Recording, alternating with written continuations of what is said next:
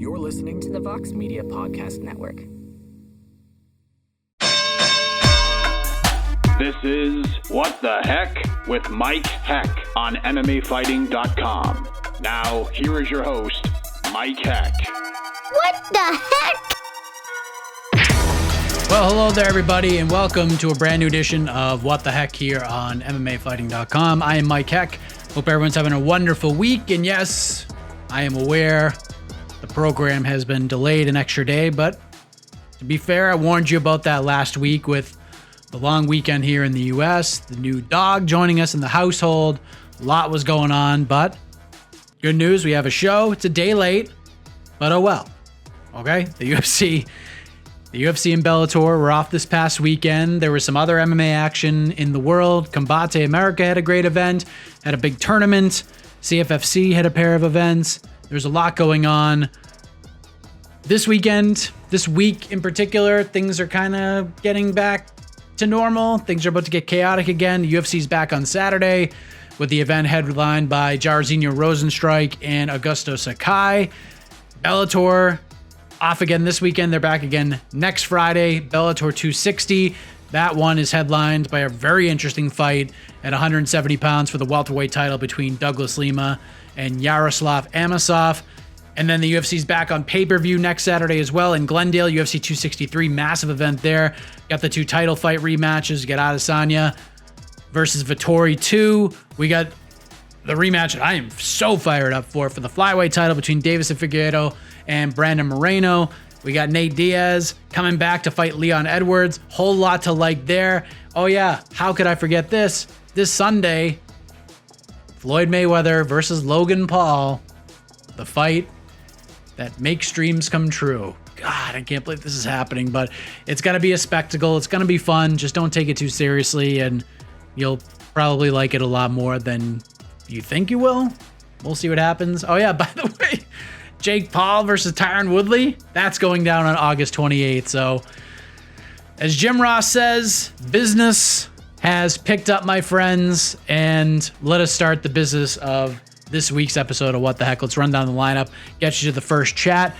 Wrapping up the show this week, if you missed my chat with Rob Font, coming off the biggest win of his career a little over a week ago in the main event of UFC Vegas 27 against Cody Garbrandt, a masterful performance for 25 minutes. I thought he won every round of that fight. I don't know where he goes from here. I don't know if the win was big, if it didn't really matter. I'm not really sure. He kind of has a couple of solutions to the logjam at 135, if you will. So you'll hear that conversation to wrap up the show this week. He's obviously in a very interesting position in one of the most loaded divisions in the UFC. Jared Vanderaa is going to join us for quite the chat, coming off his first UFC win on that same UFC Vegas 27 card. He got the fight of the night with a decision win over Justin Tafa. We discussed a lot about the fight, all the bleeding, the long road to the matchup, what he wants next. He's got a few options in mind and much more. Jordan Leavitt's going to join us once again. He's going to be fighting this Saturday at UFC Vegas 28 against Claudio Puelles, looking to follow up that highlight reel slam KO over Matt Wyman back in December. He's obviously a new dad as well, so we'll talk about that and much more. But first, let us say hello to a man who will have the biggest career opportunity to date on July 10th. Huge one, huge event at 170 pounds. Kicking us off this week, Philadelphia's own Sean Brady. All right, let us welcome back the undefeated Sean Brady, who has his next fight booked, and it is a big one on a big fight card. He's going to face Kevin Lee at UFC 264 in a little over a month's time in front of a sold-out crowd in Las Vegas. How about that? Sean, good to see you, man. How are you? I'm good, man. Thanks for having me back. I appreciate it. Absolutely. It's great to have you here. It was some road to get to this point, but you got a big fight. How does it all feel knowing that you got a date, you got an opponent, and you got somebody with a pretty big name, which is something that you've been after for a little while now? It feels good, man. It felt like it was a lot harder than it should have been. You know, I was asking for some big names that were ranked in the top 15. You know, I really didn't want to take a step back and go with someone outside the top 15 in the welterweight division, but then they came along and they offered me Kevin Lee, and he's not ranked in the top 15 in the welterweight division, but he's a huge name in the lightweight division. He's a huge name in MMA. So it made sense. You know, he wanted to move up, and I'm here to welcome him back up to the division. Yeah, I mean, when you're on the kind of run that you're on right now, I mean, it's a pretty dangerous fight to fight you. I mean, it's a lot of risk for some of these top 15 guys of that stature in the organization. It's kind of a blessing and a curse, right? Like, you want to win these fights and climb the ranks, but when you're in this position on the beginning of this UFC run with a lot of excitement around you, it's tough to get these fights you want. Like, look at Islam Makhachev right now. He's dealing with something similar at 155 right now. You got a big one, but has it been a little frustrating for you since the win over Jake Matthews, just trying to get what you deserve? Like, if Kevin Lee wasn't an option right now, do you feel like you'd be kind of in a tailspin right now?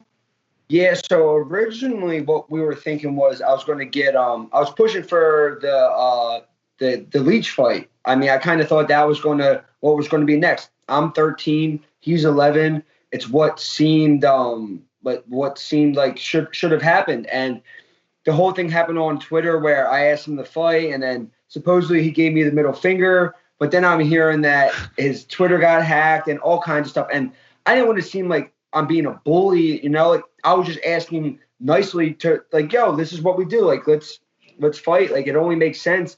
You haven't fought. I just fought. Like, let's make it happen. And nothing back from him. Nothing back from my manager about hearing back from him. So yeah, it was definitely frustrating, and I was getting super frustrated, honestly.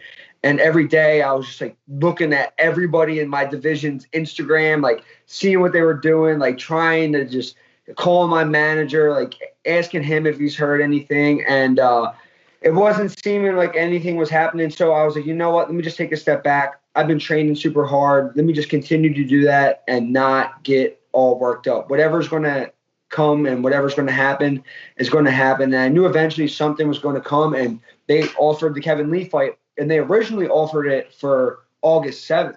And I was like, all right, that's completely fine. Let's do it then. And then it went on for about like a week or so where we didn't really hear anything. They were waiting to hear back, and we didn't know what was happening. And then they said, do you want to do it July 10th? And I was like, yeah, at this point, I'll take any date. So, and I originally, when that July 10th card got put together, I wanted to get on that a couple months ago. So here I am, and I'm on it, and I got a big name, and I got everything I asked for. So no complaints from me.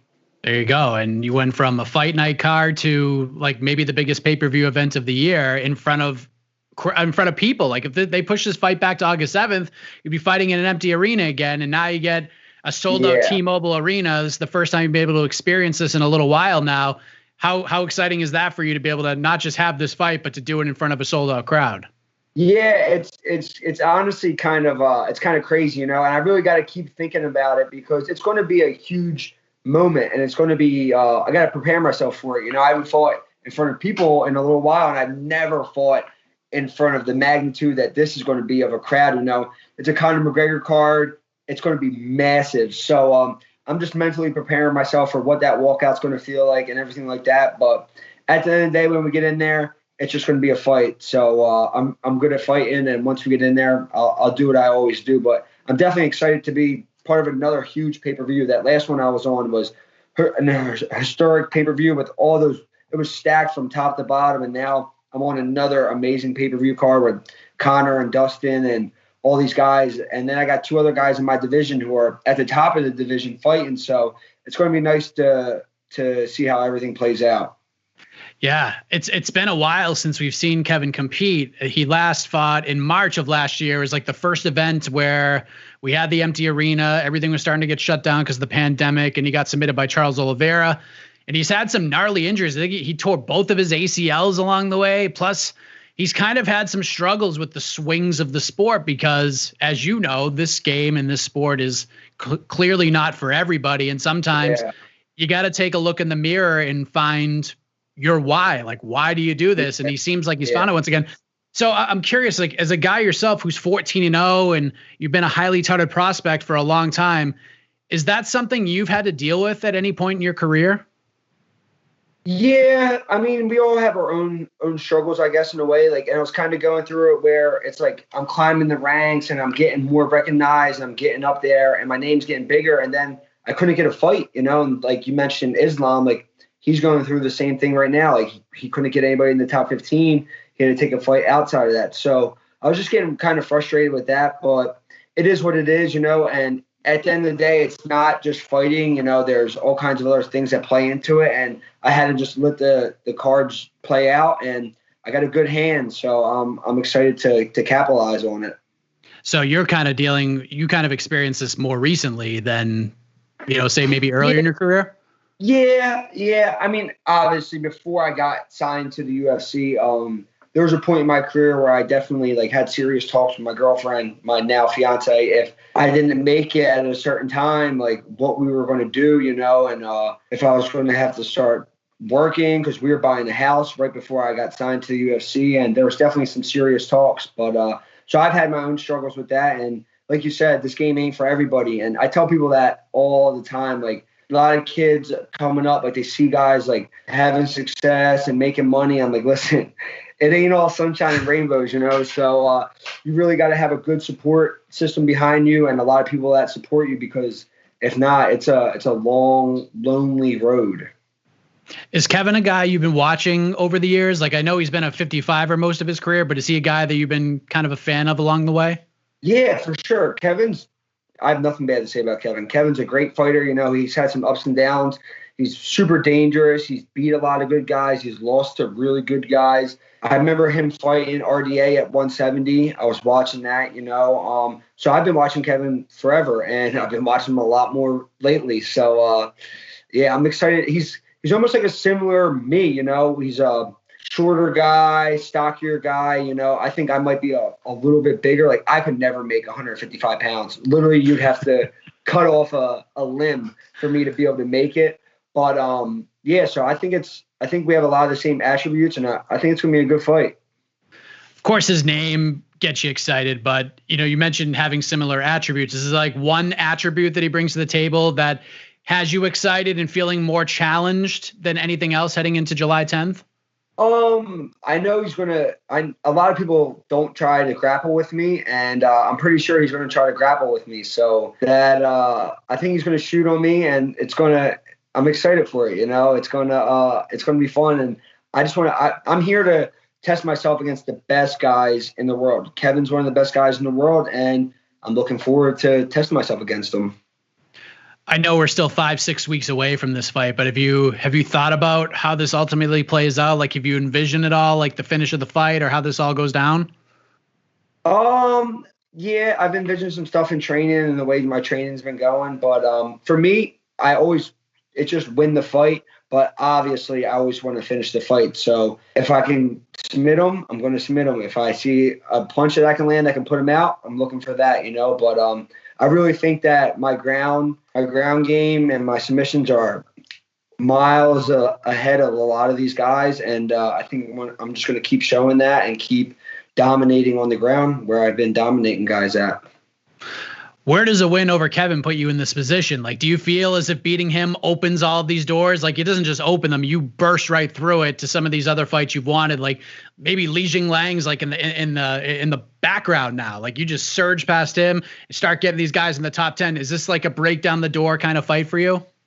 Yeah, I feel like this is. I feel like obviously every fight's your biggest fight, but I think this is my coming out party for a lot of people who don't know who I am. They see me matched up against Kevin, and the people who know who I am are super excited to see me fight and finally get to see me against a big name. All these other guys are great fighters, but they didn't have the name that Kevin has. Kevin's name carries a lot of weight, and a lot of people are going to be excited to see how I do against one of the best guys in the world.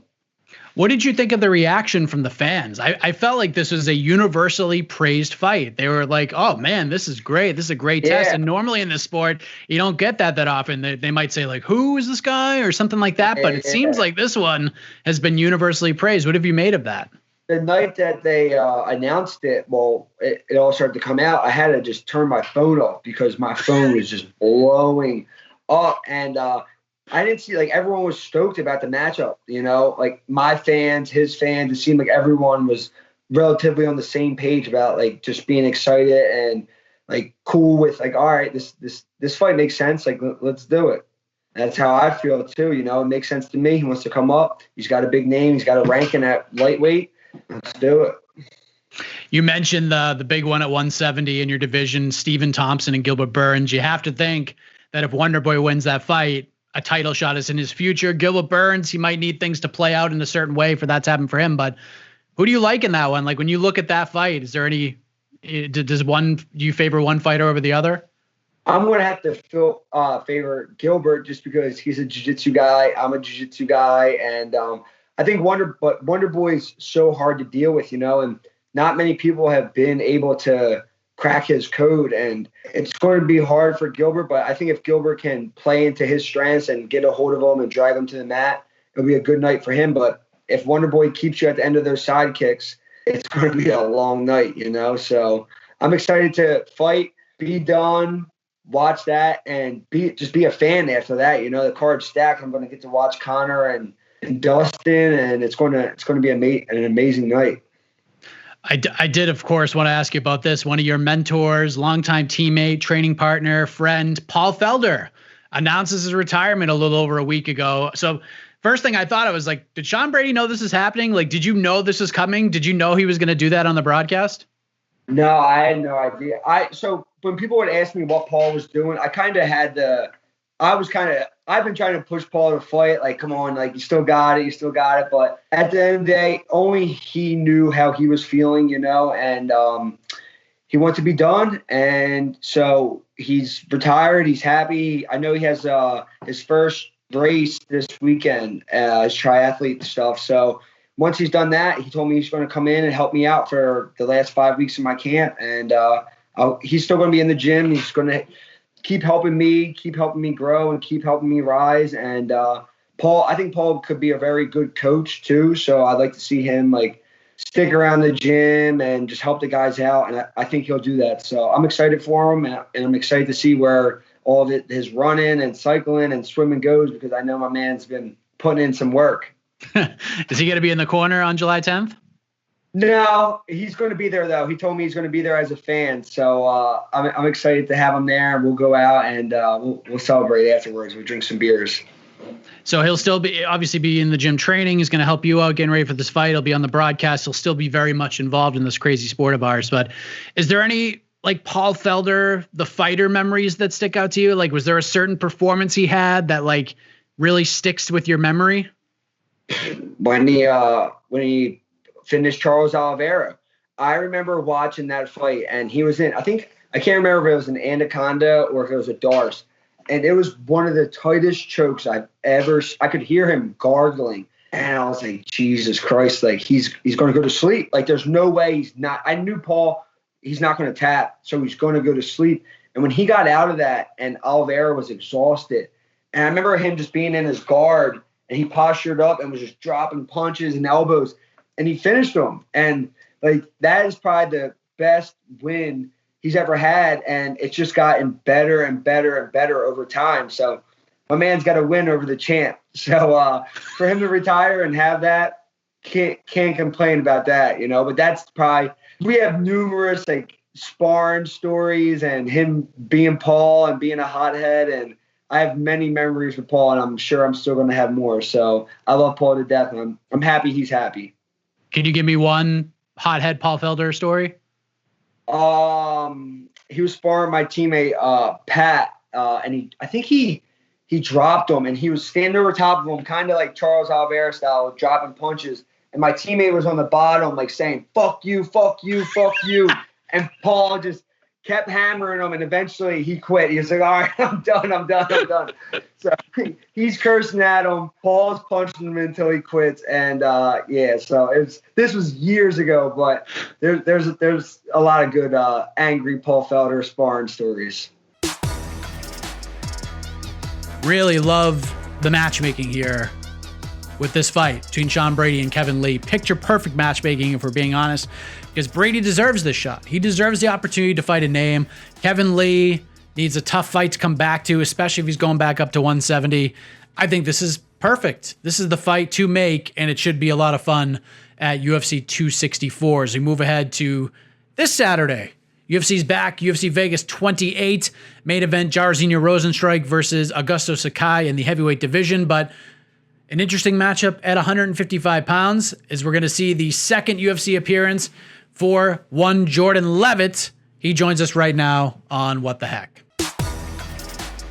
All right, let us welcome back Jordan Leavitt to the program. He returns to the octagon at the UFC's next event on June 5th. He's going to take on Claudio Puelles.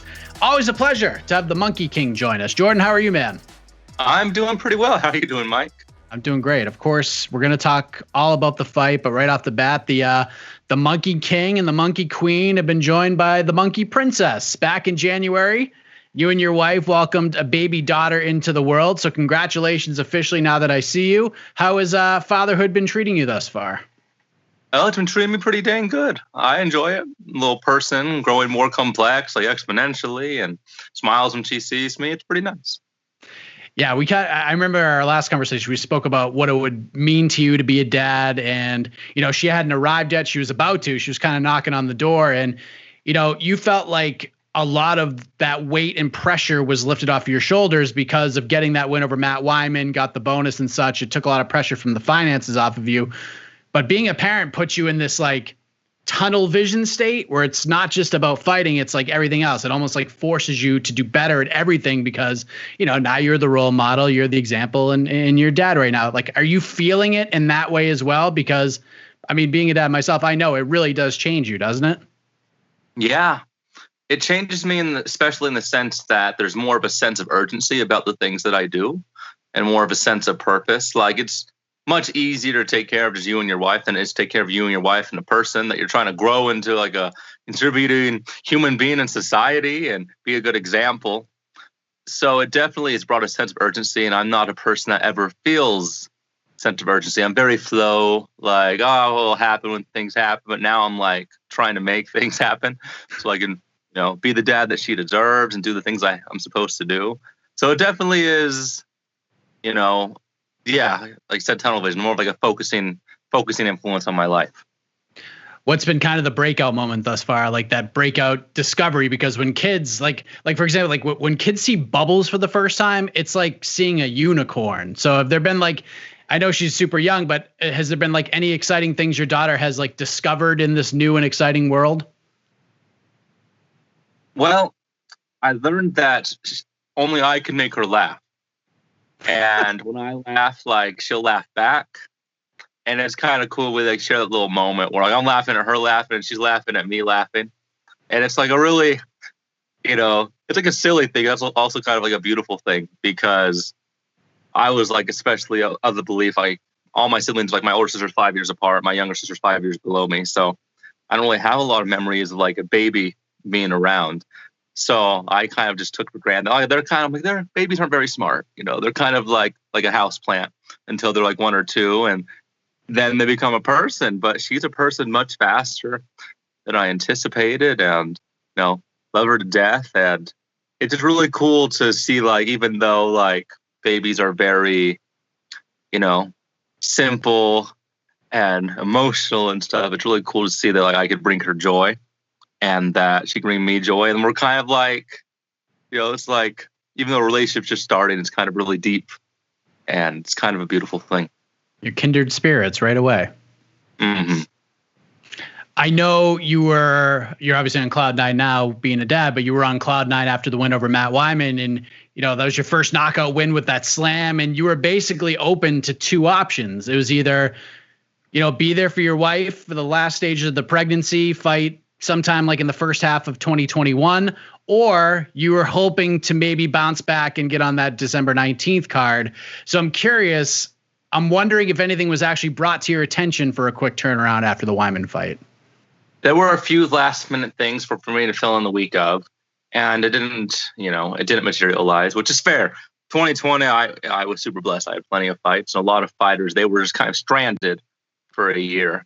So the UFC made the better decision and like giving more people a shot to provide for themselves. I really wanted to get on that card, and then they told me to be ready for March. So I've been skinny since March, and I haven't been this skinny for a fight ever. So if I lose, it's because I'm undersized and the UFC screwed me. That's hilarious. So, I mean, listen, now you got that extra time with the fam, which is always great. And now we have a date. We have an opponent, Claudio Puelles, and this is going to be his 4th UFC walk. More of a grappling heavy style, kind of like yourself. And like the more I think about this fight, the more I feel like there's a lot of similarities between the two of you guys. Do you agree with that? Yeah, I agree. So I was saying in a previous interview, he's like, do you think this fight can be exciting? I'm like, honestly, it could probably be very awkward. Like, there's a pretty good chance this fight's going to be an ugly, strange off-rhythm decision. But hopefully I'll finish him. I'm trying to finish him for you guys. But yeah, when this fight was given to me, I was like, this could either be really good or really, really sluggish. He's more of he's reactionary. Like, he walks forward, he gets scared and flustered, then he takes people down, and which I would do the same thing if people ever pressure me. They just don't yet. And I'm a person who presses forward and then takes them down. So I feel like this fight will be decided on who's more comfortable on the feet and who's more comfortable being patient. And I feel like I love pressure. I love scrambles. I love when things get going. I feel like he shies away from it. And we're both young. So even though he hasn't fought in it'll be like a year and a half on fight night, like, I remember how much I improved from 22 to 24, and I imagine he'll improve just as much. So if I fight Claudio Puelles from 2018 to 2019, I think it should be, there's several clear paths to victory for me. But I'm really hoping, I want this to be a hard fight. I haven't had a hard pro fight yet. And I kind of got into this to grow as a fighter. And I'm out here looking for a loss, not so much as looking for wins. So I really hope that he's game. I would really appreciate it if he was game. We haven't really seen a lot of you on the feet, especially in your last couple of fights, like with the striking a whole lot. So, I mean, you're a guy who loves challenges, and I feel like this could present an interesting challenge because you said it would be kind of awkward. You know, some of that wrestling and the grappling sort of negates itself, and you guys would just stand there on the feet. But, you know, do you feel like we're going to see a little bit more of that game that you have in this fight? Like, we're going to see, you know, Jordan Leavitt throwing them bombs on June 5th? I'm planning on it. I know I have the power advantage. I know it. I know I'm not scared of getting hit. I just, even though I have no reason to believe so from past experiences, I have no evidence in my favor. I don't think he can hurt me, and I think I can hurt him on the feet. And I don't think I'm going to shoot first. I have dreams about the fight, and every time it plays out, I'm not panic shooting. I think he's going to panic shoot. I think they accepted this fight. They're okay. The grappling's going to cancel each other out, which it won't because I'm a better grappler. But if it does, I think they're going to be on the stool after the second round and be like, "You need to knock this guy out. We don't know what's happening." And that's the plan. Pressure, confusion. Pressure makes diamonds or dust, and most people don't turn to diamonds. So we'll see what happens. Well said. Oh yeah, I saw you've been getting in some work with Neil Melanson. That guy is one of the more underrated gems from a coaching perspective in the sport. And you haven't seen like a whole lot of him around, like at least in the public eye over the last few years. And he's obviously cornered a lot of big names, helped them get to the next level, to world titles, et cetera. Like, how much of an eye opener has it been adding Neil to the mix? I've never been humbled with grappling. I've always kind of been a savant for grappling. Like, it came to me very naturally. But when I train with Neil, he'll explain things like in 12 words. And I'll be like, I feel so stupid for not coming to the same conclusion. And, you know, and he's a big guy, but, you know, he's also has betchets. He's blind, you know, has basically one functional arm because he has a torn tricep. And we'll roll and he'll murder me. Like, there is not a thing I can do. And I'm learning so many like mean tricks, which my style is very flowy, not a lot of like brutalness in what I do. And he's taking it to the next level a little bit. My style is going to be a little bit more sadistic, especially if I get to do some Neil Melanson stuff. And I'm very blessed to finally get to work with him like regularly, 2 to 3 times a week. Because I remember buying his Triangle book when it first came out when I was in high school. And I remember buying his instructionals. And it's just wild to have him, you know, on my side now. sadly, he can't corner me, but hopefully for the next fight, he'll be able to make it. Why not? Just quarantines and health issues. You know, he doesn't want to commit if he can't be sure if he can make it. And I would totally understand. You know, like a bad shit is like Crohn's disease, like on steroids. And I would hate for him to feel pressured and not feel well and stuff, especially when we're quarantined for several days. It kind of is a recipe for disaster, I imagine. So hopefully next fight, we'll get to see some Neil Melanson in my corner. Well, you get to bring some of that Neil with you into this fight. And, you know, I was actually wondering about this because a lot of times when you come off of a finish like you had, like a big time memorable debut, there's like an added pressure that comes along to try and top it. Like I know Joaquin Buckley, after that insane spin kick knockout of Impa Kasangadai he had last year, like he admitted that he felt extra pressure to try to live up to or even top that moment, which is like almost impossible to do. Something tells me not a lot weighs on your shoulders. Like you said, you're very flow, and now you got Neil Melanson teaching you all these sadistic things. But do you feel like in a way you've had to battle with that in the back of your mind at all? So to be honest, I still mostly see my last knockout victory as more of a lucky happening. I never trained for that. And it was like in the moment, I'm like, oh yeah. And then put my forearm here and I slam and I could get it. And then it happened.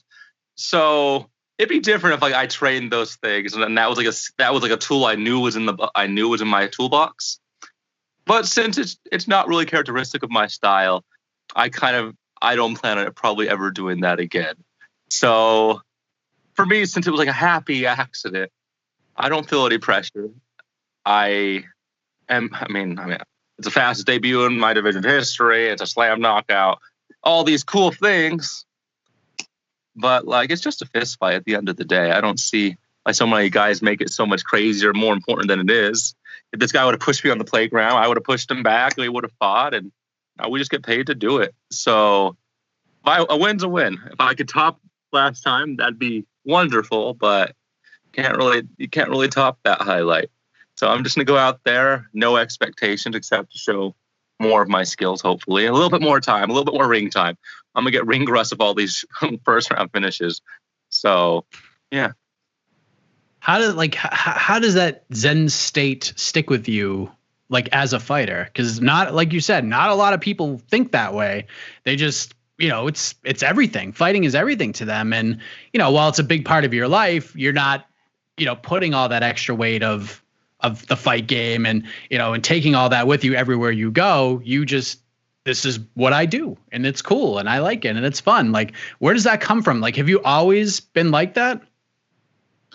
Towards the end of I used to be a very anxious, very shy person, and I didn't do well with like social things, and I wasn't very popular, and I was horrible at first impressions, and, you know, bad at dating and blah, all the things that little nerdy, weird, you know, fruity kids from Las Vegas suffer from. So my senior year, I kind of like had like an epiphany where I was like, I gotta be happy with myself and I gotta be comfortable like with who I am. And if people aren't comfortable with that, it doesn't matter. Like, you can't win everybody. And I kind of gained the courage to be disliked by other people. And once I stopped, you know, worrying about how people perceived me, it allowed me to really come out of my shell. And I really feel like a lot of people put on like a facade, especially in the fight game. They have this alter ego they try to show the world, and it's not really who they are. And I can't imagine like wearing like a mask again, going back in my shell. It's, you know, I'd rather live this life, like working this career, being who I am, than leaving this sport and being like, oh yeah, this is who I was, trying to find myself again. I've already found myself.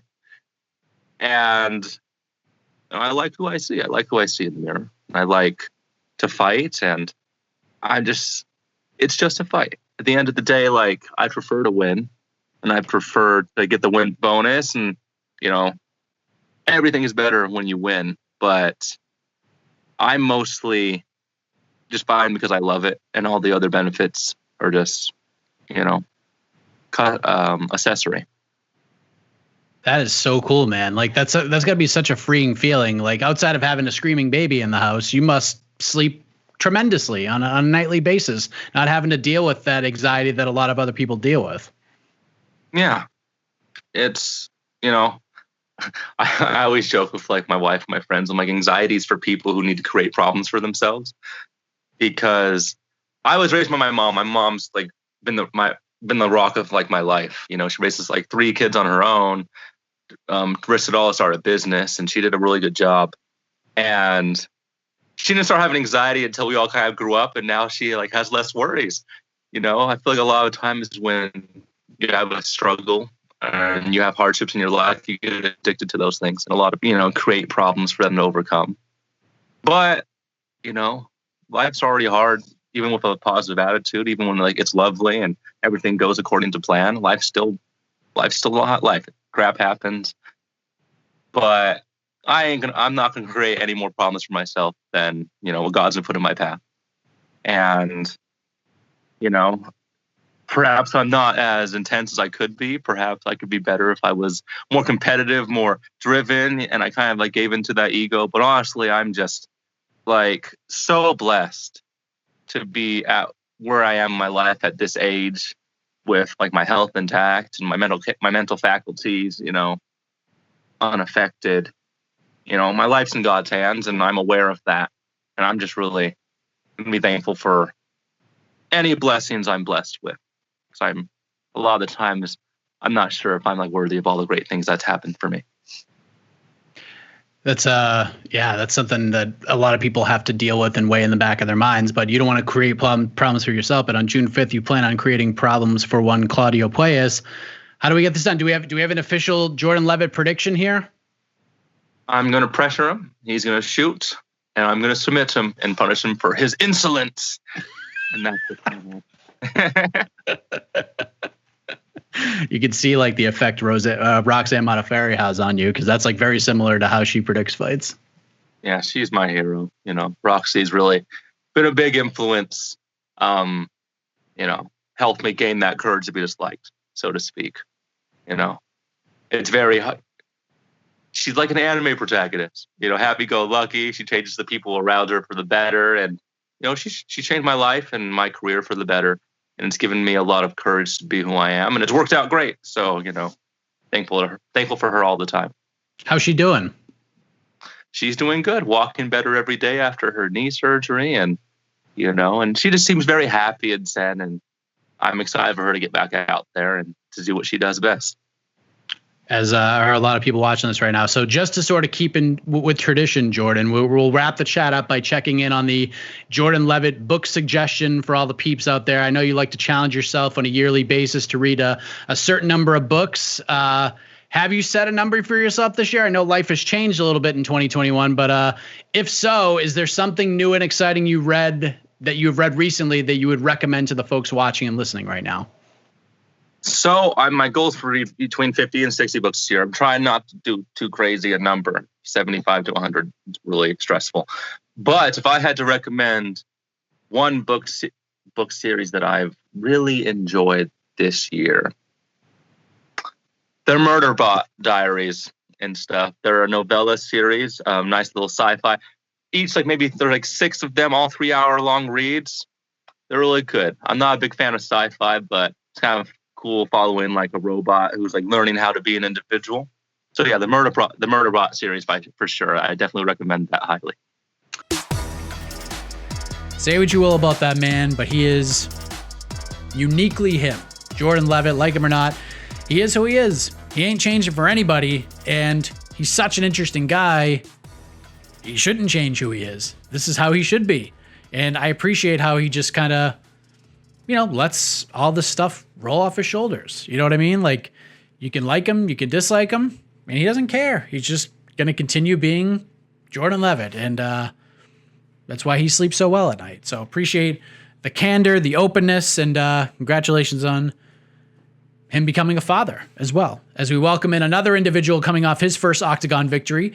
He's about to become a father for the second time. His win came a little less than 2 weeks ago in an absolute barn burner at UFC Vegas 27. Let us welcome to What the Heck for the first time, Jared Vanderaa. All right, let us welcome Jared Vanderaa to the show, coming off his first UFC win and first UFC bonus in his fight of the night, unanimous decision win over Justin Tafa this past Saturday at UFC Vegas 27. Jared, good to see you, man. Congratulations on the win. How are you? Sorry about that. I just finished my freaking kombucha, forcing myself to drink that. It's not a fun time. No, it's good. I'm sore. I'm excited that I won. I really didn't expect fight of the night. That's a nice little bonus. Yeah. So I'm tired still. So, and like for me, it's usually I don't feel the next day. Like the next day, I'm like, yeah, I'm good. Excuse me. Again, that kombucha kicks my ass. I usually don't feel it the next day. It's usually the second day. It's for me 2 days is when I get beat up. I'm just like, oh, I feel everything. Excuse me. Sorry. You got to get that gut health in check with the kombucha, man. I hear you. Yeah, like to anyone that tells you that kombucha tastes good, they're lying to you and they're not your friend. I would agree with you. I have friends who swear by it and they say it's delicious, and I'm like, what are you drinking? I don't believe you, because I've never. No, I mean I obviously understand the goodness behind it and what it does for you, like on the inside and stuff, but it tastes horrendous. Oh yeah, no. The only one I tolerate is the turmeric one, because turmeric doesn't taste that good. But they have like this I saw this golden pineapple, and I'm like, I like pineapple. All right, this is an insult to pineapple. It's just this. But the turmeric, it's like a really spicy carrot. Yeah. It's good stuff. And it's like, okay, I can tolerate it. Well, that's good. If you can find one that you like, you gotta stick by that one for sure. But no matter what life has to offer you, Jared, you always remember your firsts, and you got that proverbial monkey off your back. You got the first UFC win. You got some extra loot in the old bank account. That's got to feel good. As tired as you are right now, kind of thinking about that stuff probably makes you feel a little bit better, right? Oh yeah, definitely. It takes off the burden of like my business and all the business factors. I'm gonna try to be a little bit more responsible with money, because I'm, God forbid, awful with money. So try to act more of an adult. But yeah, no, I'm just trying to get my actual businesses kind of in order, get that situated. So that definitely helps, and I have a kid on the way, so having that win bonus definitely helps. But going into the fight, that was actually my last thing. I was like, yeah, I'm not worried about it. Like everyone's like, oh, you need to. I'm like, I'm not going to stress over having this, extra pressure over, a bonus. I'd rather go out there, perform, and whatever helps me win, or if I get that bonus from a good fight, cool. Because my plan though was not like everyone's like, oh, go out there and get that bonus. But I'm like, the game plan, right? Like we agreed the game plan was to wrestle him and take him to the ground, hump his leg a few times, and choke him out. That's not that exciting of a game plan. I'm like, that's kind of a boring fight. I'm like, I'm not planning on this actually working out. They're like, nah, bro, you got this. I'm like, all right. And then you saw how well that turned out. Right? The leg humping, that grappling exchange, fucking pristine. Absolutely. I will say that like one of the first things I noticed when Bruce Buffer, looking dapper as always, introduced you, You were looking svelte, my man. Like, I'm not saying you weren't in good shape before, but you looked like in really good shape. You looked bigger, you looked stronger, you were a little more lean. Like, I don't know, like that was pretty noticeable to me, man. Like, was I correct in that assessment? Like, I felt like you didn't look like, it wasn't like two different people, but you definitely looked in way better shape this time around. Yeah, God, it's a weird one. So, like, I'm one of those people that fluctuate weight really bad. Like, so like last year, going through a rough patch in the relationship, I was able to drop a lot of weight from, like, just dealing with that. And then my fight gets postponed. So it gives me, it gave me some time to actually work, with my personal life. And, we got that back on track. We, had to do the necessary steps to get to where it's now. And, but like, after we got things back on the road in my personal life, I was like, oh yeah, da-da-da. And then my Contender Series fight, I wasn't as lean as I wanted to. Then going into my first, like, immediately going from a Contender Series fight, scheduled 5 weeks out for another fight. Excuse me. I was like, yeah, I'm ready for this fight. I felt like I looked good. I was ready. COVID.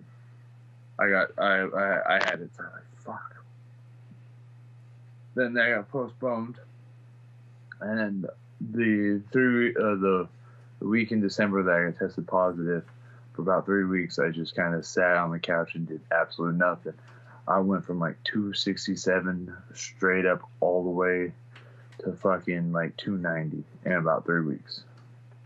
Yeah, all I did was, like, me and the fiance ordered fast food, basically all 3 meals, and I beat Cyberpunk like twice.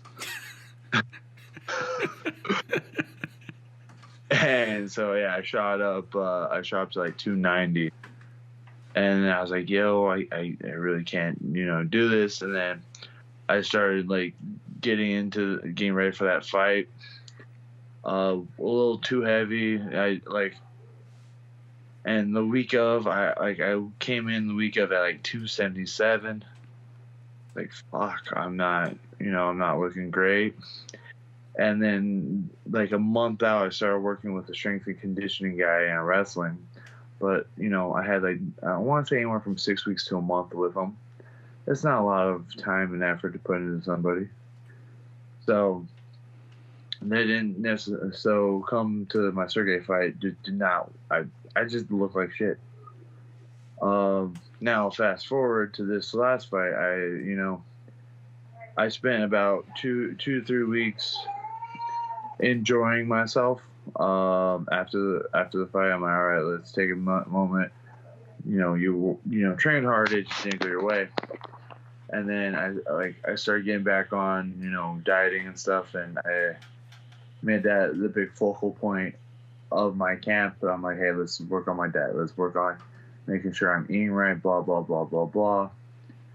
Let's get the food in you. Let's start working out a lot more. I did strength conditioning for a good, I would say, about 8 weeks of this camp.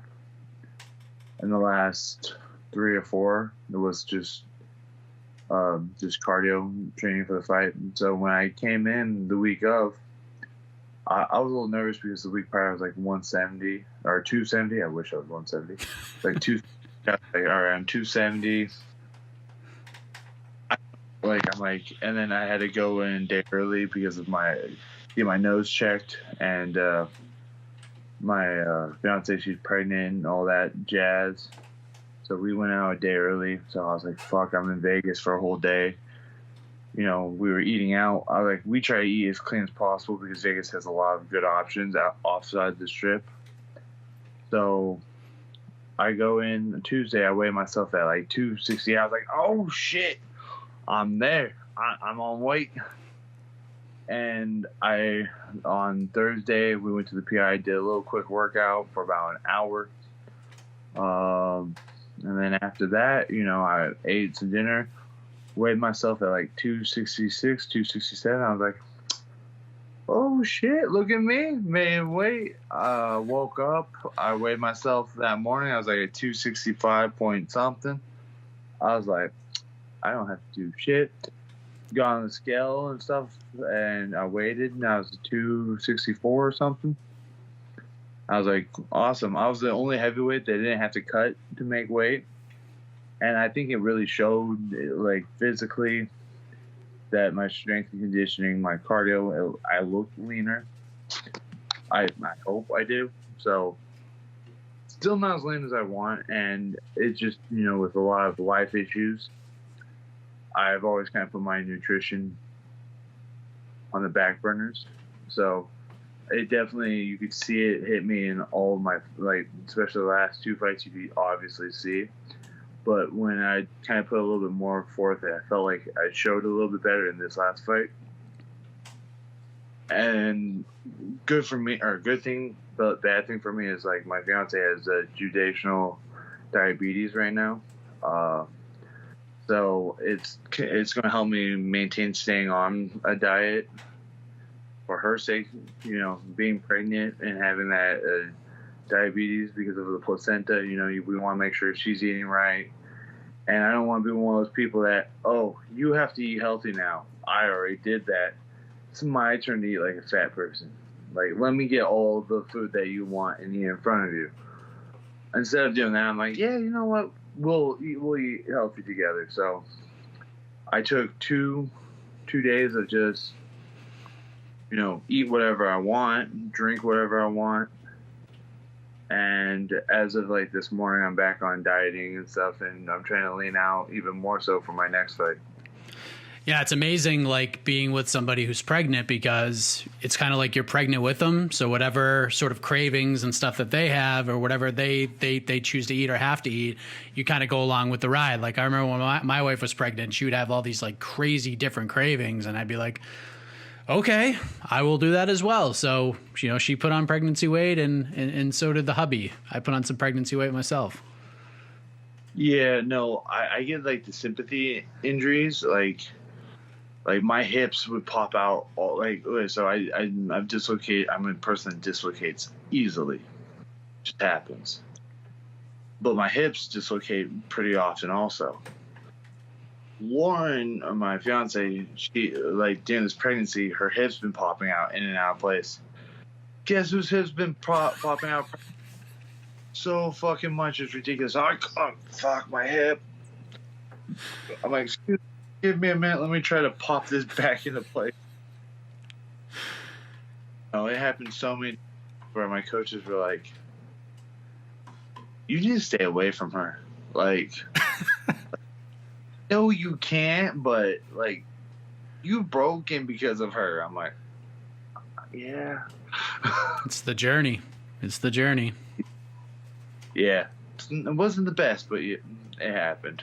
Yeah.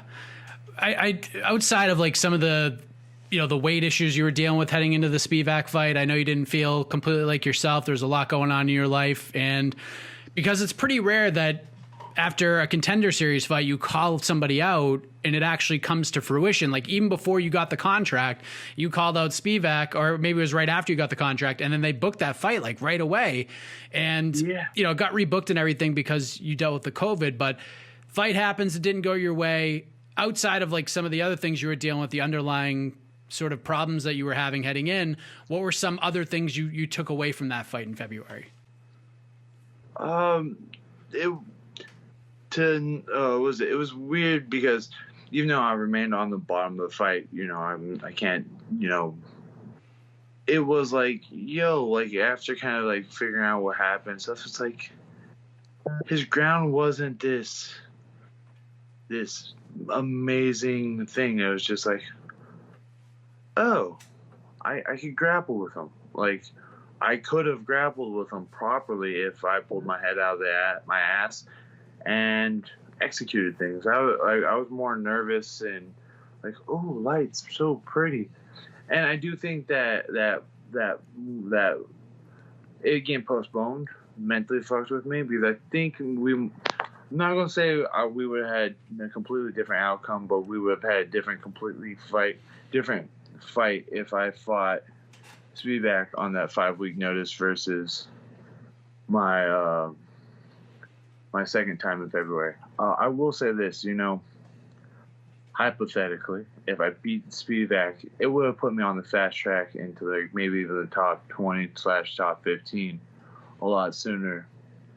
And I don't mind that, but I'm kind of glad that I'm taking a little bit longer of a road, because I feel like if I rushed it, like maybe my career wouldn't have been, or like a potential future of my career wouldn't have been as long lasting as it possibly can be.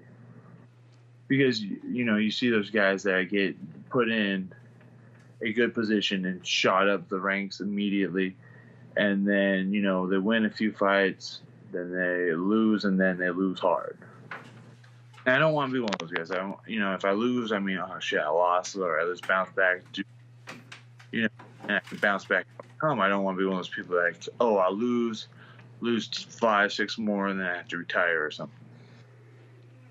So, it's a double-edged sword. It's like, yeah, I could have been maybe better in my career, but at the same time, it's not the worst position to be in.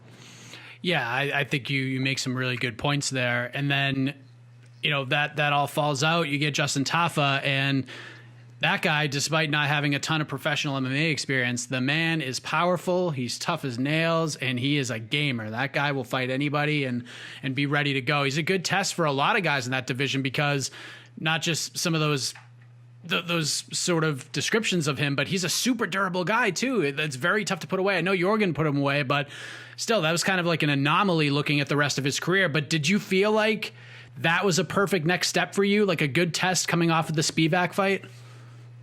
Yeah, no, I think that was a not necessarily a guy that has the experience that I have getting in the cage, but, has a good kickboxing background. I was like, what, beating him, I could show people that I'm a good jiu-jitsu person, but obviously we saw how good my jiu-jitsu was showing in that fight.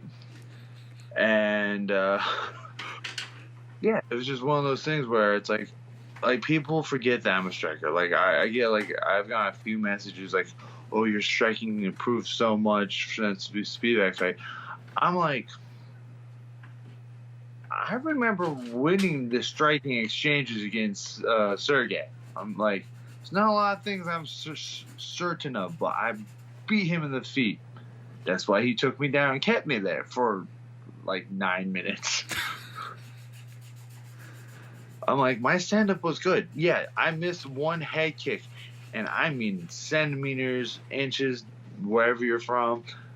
That I was like, close. I saw a picture of my calf touched the top of his head. I'm like, no. I would have won that fight too if I was a little bit lower. But hey,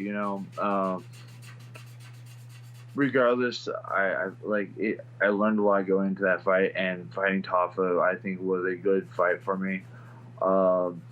Just because it allowed me to show that I am someone that's capable of taking a punch, being able to deliver some, and also kind of deal with his pressure. Deal with someone that is, he's not necessarily the best, but he's a little bit more technical of a striker than a lot of the other heavyweights. That a lot of them do rely on power. He does come from a place that has, a place that, teaches setups and knows how to use all of their weapons. So I was able to, counteract them, show my weapons, and I thought it was a good time. And you literally bled for this win. I mean, everywhere. Like half your body was covered in blood. It was like the movie Carrie in a way, but it wasn't like this gigantic potential fight-stopping cut either. I mean, we could still see it. Like you get the little cut on your nose, and there's the cut right there. I'm sure you bled in fights before, but when you actually saw the size of the cut, were you like, really? Like all of that blood from that little cut? No, I'm a bleeder. I get cuts. I've literally had over 100 and now 25 stitches in my face. So definitely not my first cut. I have a strong feeling it won't be my last. Like, you could see maybe the cut from the Sergey still lingering around here, the scar tissue. I think this eye also, I split it open once where it was 14 stitches, like 4 internal and then 11 across. That one was pretty bad. When I broke my nose the first time going against Sean Strickland, that one I think was maybe my bloodiest. That was just bloodiest training, just blood everywhere. I'm just like, God damn. How many stitches for the head? 3, I think. 3 or 4. It's really not that big. This one, just 1. He was like, I don't know if I'm. He goes, I'm going to stitch this one just in case. It's not that bad, but just in case. I'm like, all right. So yeah, that was the bleeder. Do you know, like, was it a punch? Like, we were wondering, like, if it was like the tip of the glove that cut you. Oh well, some people think it's I don't remember. Like, I really don't. I just remember. Oh, there's blood. Who's bleeding? I'm like, most likely me. I'm like, I guess there was a point where there was a light headbutt. Or like a head touch. I was like, and then blood everywhere. I'm like, that was so dumb of me. Like, all right, carry time. I'm sure you knew how tough Tafa was heading into the fight. You landed 121 significant strikes throughout it. You had him rattled a bit in the first round, and he just kept coming throughout the 15 minutes. So at any point in the fight were you starting to think, like, damn, dude, like, what is keeping this guy standing right now? Yes and no. Like, he was able to recover a lot, and I knew when I hurt him, too. Because the power he threw when I rocked him, and he started throwing freaking heat. I was like, there was a few times I'm like, oh, I'm so glad I had my hands up or I moved. That came in hard. Because there was a few times he hit my hand. I'm just like, ow. And I'm just like, all right, that's good. Like, it was good to know when he was hurt. Like, I'm like, okay, I could try to put him away. And I didn't want to, like, go in there like, yeah. Rushing in, because I think, you know, we'll go back to one of his fights. I think that's kind of what happened with him and Castro. I think he rocked Castro. He ran in there face up, hands down, and Castro just caught him. And I'm like, I don't want a repeat of that. So I was like, all right, you know what? I might have to, you know, touch him and try to get myself back in there. But sometimes when I would touch him, it would kind of give him time to heal and recover a bit. But I'd rather him recover a bit instead of me being foolish and maybe catching myself with a big punch and losing the fight, be a knockout or something. You get the win, the bonus. Was it 50? Was it 50 G's? Or yeah, I haven't got the bonus just yet. Yeah, I know that's still a bit extended. Yeah, the bonuses are a bit more extended than I thought. So I'm assuming it's 50 grand. I'm not going to cry either way. 50 or 75, I'm perfectly fine with either. Yeah, because I mean, that's what a lot of people are saying, like, oh man, like if you fought a week earlier, you would have got 75. But at the same token, if you had fought a week earlier, you would have been up against the Burgos Barboza fight. You would have been up against the title fight. So all in all, this worked out just great for you, did it not? Yeah. Like, I'm not upset with it at all. Like, through them, I had a fun fight, you know. And I think I know, like, Tafa messaged me afterwards, like, yo, that was fun. He goes, I'm glad that we both got, he was like, I'm glad we got a fight of the night, too. Because, like, we both get paid 50 grand. So I'm like, fucking yeah, we both had a fun time fighting. And I think, you know, having the extra money on both ends, you know, makes us happy.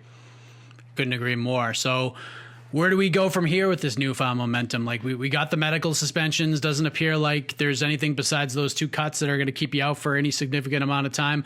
Are you looking to sort of keep the train moving and get right back in there? Or do you want to, you know, take a little time, smell the rose a little bit and get something on the books before the year's over? Oh, we're looking in September. Okay. What was it, 3.5 months? Yeah, that's a good amount of time. Yeah, my unborn daughter is supposed to be arriving anywhere from July to August. So we're like July to August, September. We're like, that seems reasonable. Yeah, so, gives you some time with the family, get adjusted to having the crying baby in the house. You know, hopefully you get lucky and the new baby sleeps through the night and it makes life a little easier on you. Not that lucky, plus my so I'm just like, I'm gonna be a hellion. This one gonna cry all the time. So I'm like, I'm not looking forward to it, but it's gonna happen. Yeah. Any particular names stick out to you? I mean, there's obviously heavyweight. There's a lot of fun, interesting matchups for you. Is there anything that kind of sticks out to you right now? I was thinking, like I was liking, Arlovsky just because I'm a fan and I would love to fight Arlovsky.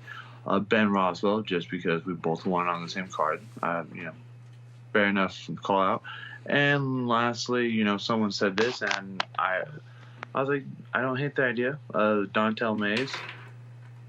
I feel like that could be a fun fight, interesting and fun. So I was like, I'm down for that one too. So, but if they're like, hey, you want to fight so and so, sure. I'm not going to cry. Like I like fighting, so I'm not going to be like. I'm like, we'll fight them all. We'll do it all. So earn that ranking spot. Just fight everybody. Exactly. There you go. So, I mean, obviously 2021 is a much different year than 2020 was for you. And 2020 was very busy for you in the cage, out of it. I know you dealt with a lot. So you obviously feel like at this point in 2021, you're just in a much better spot than you were a year ago. Oh, yeah. Well, especially after this weekend. Way better spot. Because last year, I just bought business. And we had I was getting my final inspection from the police department before the city department the day that they called COVID for the pandemic. So we were closed for about 2-3 months. We were stressing. Luckily, our landlords were like, "You just moved in here. We're not going to kick you guys out." Plus, we weren't making any money. Regardless, so it's like, what's the point of fighting if you actually on this of not making any money? And so we, once we opened up in June, and they're like, oh yeah, you have that time in June open up. I'm like, all right, cool. So we opened up and we just stayed open in June. So I'm definitely in a better place now than I was last year. Really interesting stuff there from Jared Vanderaa. The kombucha stuff was a little gnarly, but very funny nonetheless. Excited to see what is next for him in the heavyweight division. There's definitely a lot of fun scraps ahead of him.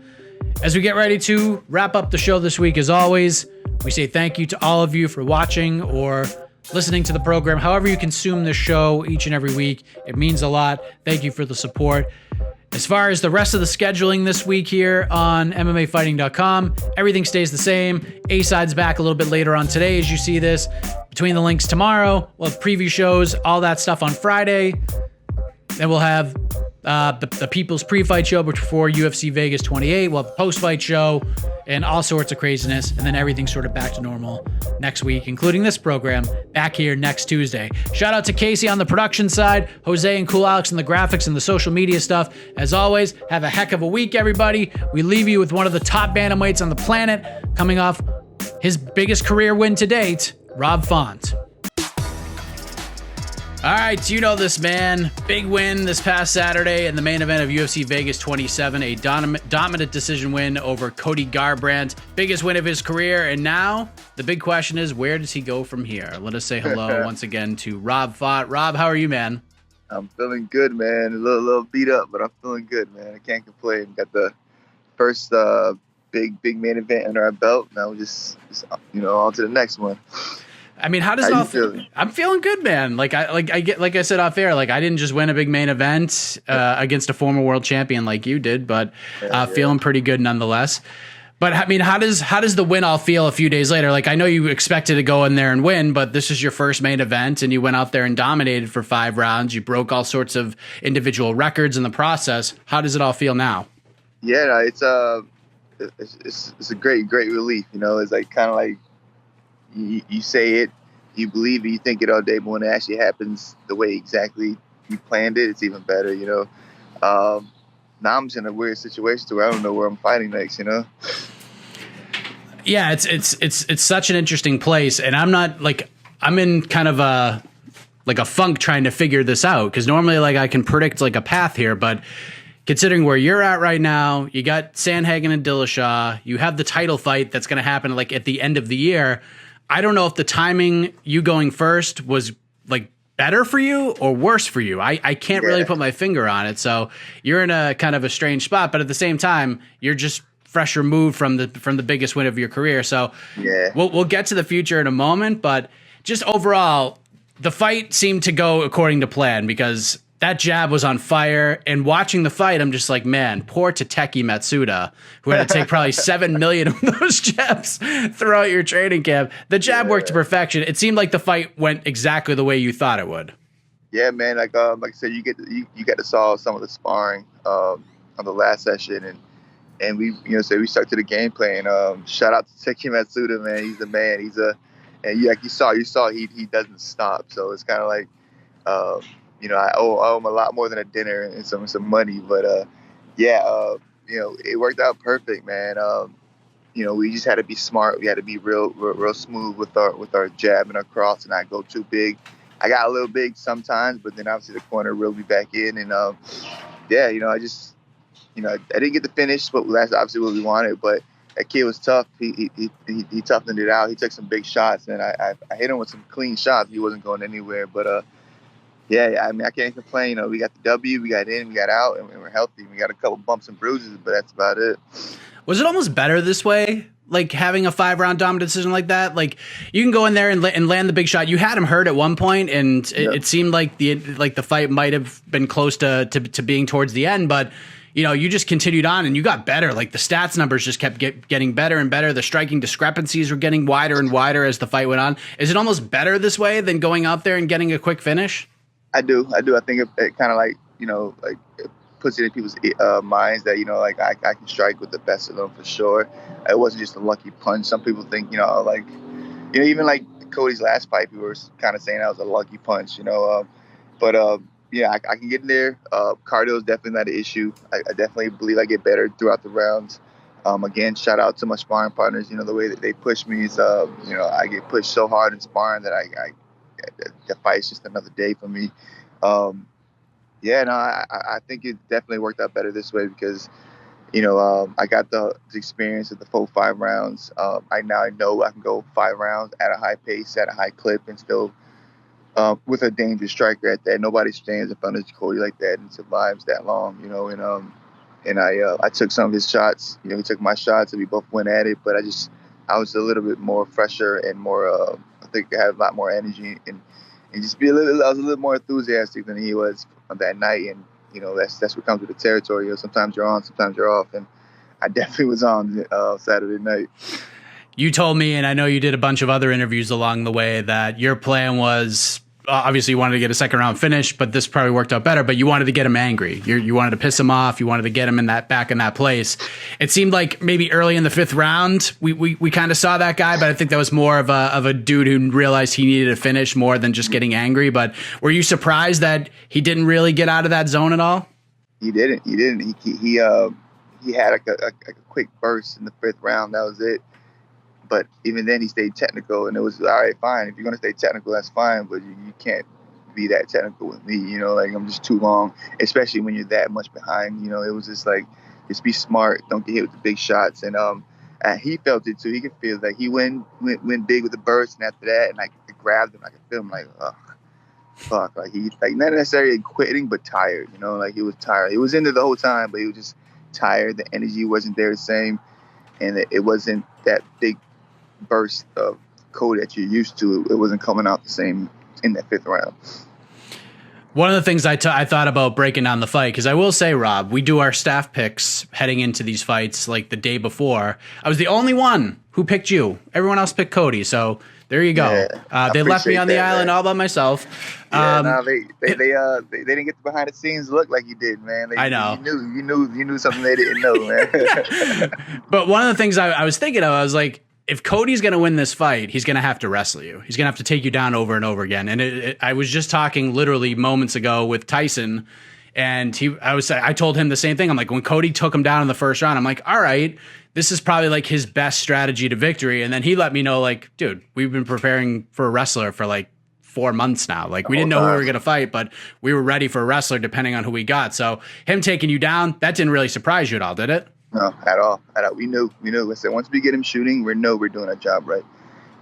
And yeah, like I said, we brought in wrestlers. We've been wrestling since we got the call. You know, it was like, and we knew he was tired out, even if he got a couple of takedowns. You know, I'm not the best wrestler, but I'm decent at wrestling. But I'm even harder to hold down and submit. You know, people forget I started at jiu-jitsu class and jiu-jitsu school. You know, so like I naturally.